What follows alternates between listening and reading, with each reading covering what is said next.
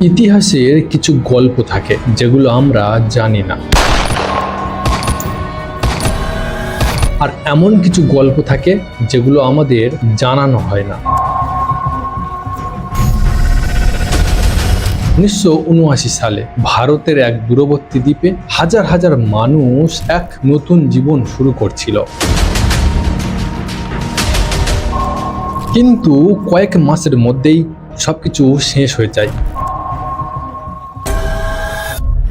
এমন একটা ঘটনা ঘটে যার কারণে সেখানকার মানুষের আর কোনোদিন খুঁজে পাওয়া যায়নি। কেউ বলছে এটা ছিল একটা গুপ্ত ঘটনা, আবার কেউ বলে এর পেছনে লুকিয়ে আছে ভয়ঙ্কর সত্য। আচ্ছা, এখানে কি কোনো বাঘ অ্যাটাক হয়? হ্যাঁ, বাঘ দেখা যায় 3 বছর পার হয়েছে এখানে। 1971 সালে এখানকার যে মর্মাহত এক কাহিনী আছে তার সম্বন্ধে যদি একটু কিছু বলতেন। এখন 1971 সাল থেকে 72 পর্যন্ত পূর্ববঙ্গের সঙ্গে যুদ্ধ হয়েছিল। পূর্ববঙ্গ অর্থাৎ পশ্চিম পাকিস্তান এটা মানে পূর্ব বাংলাদেশ। পাকিস্তান এবং পশ্চিম পাকিস্তানের সঙ্গে তখন যুদ্ধ হয় এবং যুদ্ধ চলাকালীন ভারত ভীষণভাবে সহযোগিতা করেছিল। তখন শরণার্থীরা এখানে এসে ছিল আর কি। জঙ্গলে ছিল বুঝতে পেরেছো, জঙ্গলে বাস করছিল, জঙ্গলটা ফাঁকা করে দিচ্ছিল। ও আচ্ছা আচ্ছা। ওইসব লোকগুলো এখন গেছে ওই আমনাবন, হ্যাঁ, হ্যাঁ। দূরে দূরে নিয়ে গেছে। গুলি করে তো যা পালাতো না, শুনেছি এটা পালা শুনেছিলাম তো, পালাতো যখন তখন এই গুলি টুলি করে দিচ্ছে। কিন্তু সবচেয়ে বড় প্রশ্ন হলো এই ঘটনাটা ইতিহাসের আলো থেকে দূরে রয়ে গেছে কেন? আজ আমরা সেই অজানা নীরব গল্পটাই খুঁজে দেখব। আসলে এমন কি ঘটেছিল সেখানে। 1947 সাল, বাংলা তখন দুটি ভাগে বিভক্ত হয়, ভারত ও পাকিস্তান। পশ্চিমবঙ্গ ভারত এবং পূর্ব বাংলা, যা পরে বাংলাদেশ হয়ে ওঠে। দেশভাগের সময় ধর্মের ভিত্তিতে মানুষ দেশান্তরিত হয়। বেশিরভাগ হিন্দু পশ্চিমবঙ্গে চলে যায় আর মুসলমানরা পূর্ব বাংলায় চলে যায়। তবে অনেক হিন্দু, বিশেষ করে দরিদ্র ও দলিত সম্প্রদায় পূর্ব বাংলায় থেকে যায়। তারা বিশ্বাস করত যে তাদের জমি, বাড়িঘর, শিকড় সেখানেই রয়েছে এবং অবশেষে পরিস্থিতি উন্নতি হতে পারে। তাই তারা এখন বাংলাদেশে এবং তৎকালীন পূর্ব বাংলায় থেকে যায়। তাদের বেশিরভাগই কৃষিকাজ করত, মাছ ধরত অথবা ছোট্টখাট্ট কোনো কাজ করত। তবে স্বাধীনতার কয়েক বছর পর পূর্ব বাংলায় মুসলমানরা সেখানে বসবাসকারী হিন্দুদের ওপর অত্যাচার শুরু করে, বিশেষ করে দলিতদের বিরুদ্ধে বৈষম্য শুরু করে।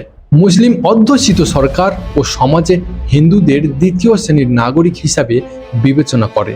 তাদের জমি কেড়ে নেওয়া হয়, মন্দির ধ্বংস করা হয়েছিল এবং মহিলাদের উপর আক্রমণ করা হয়েছিল।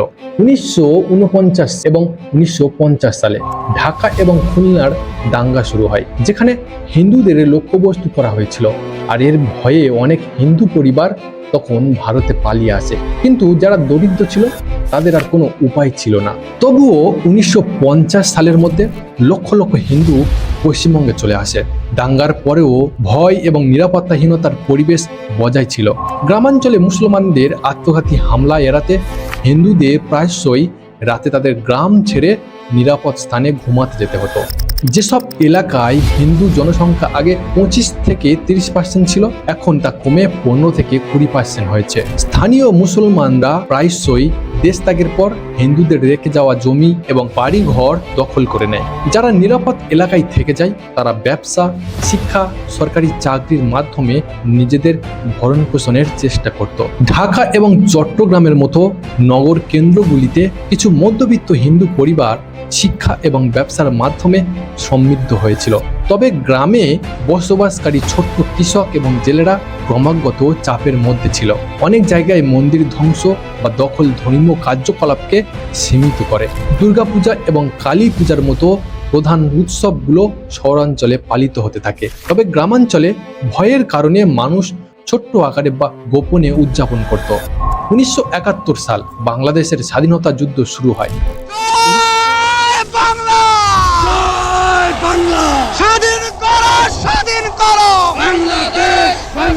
পূর্ব পাকিস্তানের বাঙালি জনগোষ্ঠী হিন্দু ও মুসলিম উভয় পাকিস্তানের সেনাবাহিনীর বিরুদ্ধে বিদ্রোহ করে। এই যুদ্ধে পাকিস্তান সেনাবাহিনী পূর্ব বাংলায় ভয়াবহ অত্যাচার চালায়, গোলাবর্ষণ করে, গ্রাম ধ্বংস করে এবং লক্ষ লক্ষ মানুষকে হত্যা হত্যা করে, বিশেষ করে হিন্দু দলিতদের। বাংলাদেশের স্বাধীনতা যুদ্ধের দলিল থেকে প্রাপ্ত একটি অনুমান অনুসারে যুদ্ধে 20 থেকে 30 লক্ষ মানুষ নিহত হয়, যার মধ্যে হিন্দুরা সবচেয়ে বেশি ক্ষতিগ্রস্ত হয়। নারী ধর্ষণ হয়, ঘরবাড়ি পুড়িয়ে দেওয়া হয় এবং তাদের হত্যা করা হয়। এই যুদ্ধ বাংলাদেশের হিন্দুদের জীবনকে আরো কঠিন করে তোলে। প্রায় 1 কোটিরও বেশি মানুষ, যাদের বেশিরভাগই হিন্দু, তারা অবশেষে ভারতে পালিয়ে আসে। তাদের বেশিরভাগই পশ্চিমবঙ্গ, ত্রিপুরা এবং আসামে আশ্রয় নেয়। এই মানুষগুলো দরিদ্র ছিল বা অন্যান্য দলিত বর্ণের। ভারত সরকার তাদের শরণার্থী শিবিরে আশ্রয় দিয়েছিল, কিন্তু পরিস্থিতি ভয়াবহ ছিল। খাদ্যের অভাব ছিল, রোগবালাই ব্যাপক ছিল এবং ভবিষ্যতে কোনো সম্ভাবনা ছিল না। এই শরণার্থীদের পশ্চিমবঙ্গে বসতি স্থাপনের পরিবর্তে ভারত সরকার তাদের অত্যন্ত অঞ্চলে পাঠানোর সিদ্ধান্ত নেয়। এর কারণ ছিল বাংলায় ইতিমধ্যে অতিরিক্ত জনবহুল ছিল এবং সরকার মনে করেছিল যে এত লোক সেখানে টিকে থাকতে পারবে না। তাই লক্ষ লক্ষ শরণার্থীকে ছত্তিশগড়, মধ্যপ্রদেশ এবং উড়িষ্যার দ্বন্দ্বকারণ্য বনে পাঠানো হয়েছিল। এই বনটি ছিল অনুর্বর, চাষ করা কঠিন, জল দূষিত এবং বাঘেরও ভয় ছিল। সেখানে কোনো স্কুল ছিল না, কোনো হাসপাতালও ছিল না এবং কোনো চাকরি ছিল না। এই শরণার্থীরা সবাই বাঙালি ছিল, অতএব স্থানীয় ভাষায় যেমন উড়িষ্যা এবং সাংস্কৃতিক তাদের কাছে নতুন ছিল। শরণার্থীরা সেখানে অসন্তুষ্ট ছিল। তাদের বাংলা ভাষা, মাছ, ভাতের খাবার বাংলায় পতিত ছিল। বহু বছর ধরে তারা ক্ষুধা, রোগ এবং বেকারত্বের সাথে লড়াই করছিল। শিশুরা স্কুলে যেতে পারতো না এবং তরুণরা চাকরি খুঁজে পেত না। তাই ধীরে ধীরে শরণার্থীরা প্রতিবাদ করতে শুরু করে, বলে যে তারা বাংলায় ফিরে যেতে চায়, কিন্তু সরকার তা প্রত্যাখ্যান করে। 1977 সাল বামফ্রন্ট communist party of India liberation party Paschimbanga সরকার গঠন করে। জ্যোতি বসু মুখ্যমন্ত্রী হন। বামপন্থী দল নির্বাচনে শরণার্থীদের প্রতিশ্রুতি দিয়েছিল যে তারা যদি জয়ী হয় বাংলায় বসতি স্থাপনের অনুমতি দেওয়া হবে। এরপরে শরণার্থীরা অনুভব করেছিল যে তাদের দুর্ভোগের অবসান হবে। একটি দল জ্যোতি বসুর সাথে দেখা করে এবং সুন্দরবনের মারিচঝাঁপি দ্বীপে বসতি স্থাপনের বিষয়ে আলোচনা করে, কিন্তু দ্বীপটি ছিল খুবই নির্জন, কেবল ঝোপঝাড়ে ঢাকা। জ্যোতি বসু মৌখিকভাবে তাদের সেখানে থাকতে দিতে রাজি হন, তবে এ বিষয়ে স্পষ্ট প্রমাণ নিয়ে মতভেদ রয়েছে। এই প্রতিশ্রুতিতে উৎসাহিত হয়ে হাজার হাজার শরণার্থী দ্বন্দ্বকারণ্য ছেড়ে বাংলার দিকে রওনা হন। অনেকেই তাদের সামান্য জিনিসপত্র যেমন বাসনপত্র এবং গয়নাকাটি বিক্রি করে পায়ে হেঁটে প্রায় 1500 কিলোমিটার ভ্রমণ করেছিলেন, কিন্তু পথে পুলিশ তাদের থামিয়ে দেয়, বলে যে বাংলায় কোনো জায়গা নেই। কিছু লোক গোপনে বাংলায় পৌঁছেছিল। 1978 সালের এপ্রিল মাসে 10,000 থেকে 15,000 শরণার্থী নৌকায় করে মারিচঝাঁপি দ্বীপে এসে পৌঁছায়, আর তারা এখানে এসে এর নামকরণ করেছিলেন নেতাজি নগর। এই লোকেরা পরিশ্রমী ছিল। তারা বন পরিষ্কার করলো, মাটির বাঁধ দিল, কুঁড়ে ঘর তৈরি করলো এবং কৃষিকাজও শুরু করলো। তারা মাছ ধরতো, বেকারির কাজ করত, পাশাপাশি অন্যান্য ছোটখাটো কাজও করছিল। পরে তারা তাদের বাচ্চাদের জন্য একটা স্কুলও তৈরি করেছিল এবং চিকিৎসার জন্য একটা ক্লিনিকও তৈরি করেছিল। তারা কুমিরমারির মতো নিকটবর্তী দ্বীপ থেকে জল আনতো, কারণ সেখানকার জল লবণাক্ত ছিল। তারা রুটি, কেক এবং মাছ বিক্রি করে অর্থ উপার্জন করতে শুরু করেছিল। এইভাবে তাদের বেশ ভালোই চলছিল, কিন্তু একদিন আসে সেই ভয়ঙ্কর ঘটনা। 1978 সালের জুন নাগাদ 400 থেকে 3000 জন মানুষ সেখানে প্রায় বসতি স্থাপন করে ফেলেছিল। এইভাবে তারা ধীরে ধীরে স্বাবলম্বী হয়ে উঠছিল, কিন্তু স্থানীয় সরকার এটি পছন্দ করল না। তারা মনে করেছিল যে বাংলায় এত হিন্দু বসতি স্থাপন করলে তাদের ভোট ব্যাংকের উপর প্রভাব পড়তে পারে।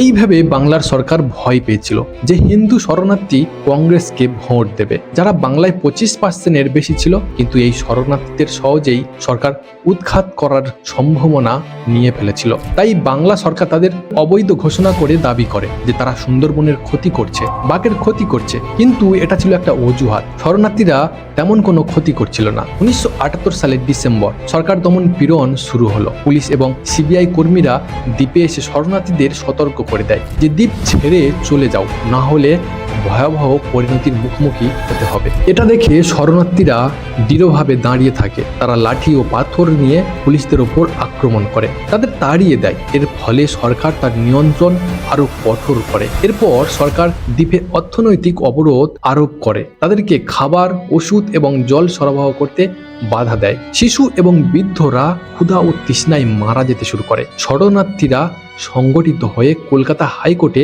মামলা দায়ের করে। আদালত অবরোধ প্রত্যাহারের নির্দেশ দেয়, কিন্তু সরকার তা প্রত্যাখ্যান করে। 1979 সালের 24শে জানুয়ারি পশ্চিমবঙ্গ সরকার মরিচঝাঁপি সম্পূর্ণরূপে ঘেরাও করে ফেলে। পুলিশ 144 ধারা জারি করে, সমাবেশ নিষিদ্ধ করে, 30টি পুলিশ নৌকা পুরো দ্বীপটিকে ঘিরে ফেলে। কেউ সেখান থেকে পালাতে পারেনি। ফলস্বরূপ মানুষ ক্ষুধা ও রোগে মারা যেতে শুরু করে। 31শে জানুয়ারি পুলিশ বাড্ডা আক্রমণ করে। সকালে তারা গুলি চালানো শুরু করে। শরণার্থীরা তীর ধনুক, লাঠি ও পাথর নিয়ে প্রতিরোধ করার চেষ্টা করে, কিন্তু পুলিশ সিবিআই তাদের টিকতে দিল না।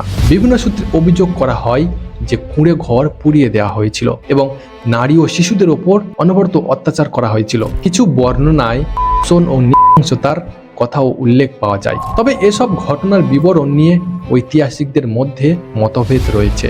যারা মারা ছিল তাদের মৃতদেহকে প্রমাণ লুকানোর জন্য কুমিরদের মধ্যে ফেলে দেয়। 31শে জানুয়ারি রাতটা ছিল সবচেয়ে মারাত্মক।